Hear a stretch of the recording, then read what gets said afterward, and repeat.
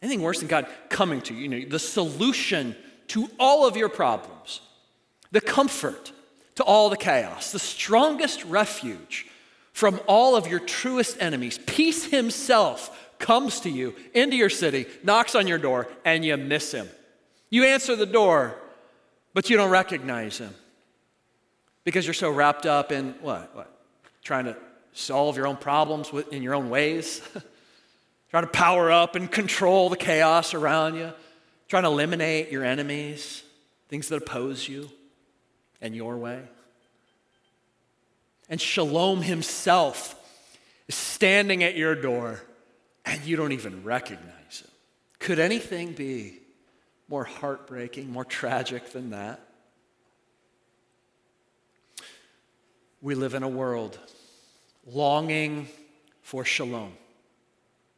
And those who have received this peace that God has extended to the earth in Jesus are uniquely equipped to extend that peace to the world. I like this picture. It's going to come up on the screen. It's a picture of Steve and Minkaye. Steve's father was one of the 5 missionaries slain in Ecuador. Minkaye was one of the killers.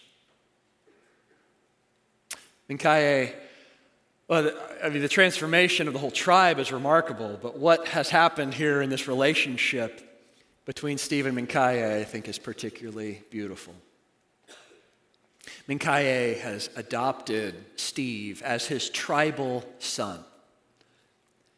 And Steve's kids refer to Minkaye as their grandfather. You wrap your brain around that, will you? See, this is the paradox of God's peace. It's precisely the one in position, precisely the one with the moral right to take back what's his, overwhelming his enemies with power and might and strength. That's the one who instead chooses to overcome his enemies through humility and weakness. And this is the way that God turns enmity into friendship, into lasting peace.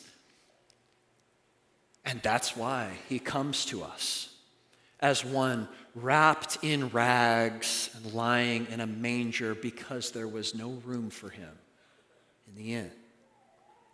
That's why he comes to us as one riding in on a young donkey instead of a stallion.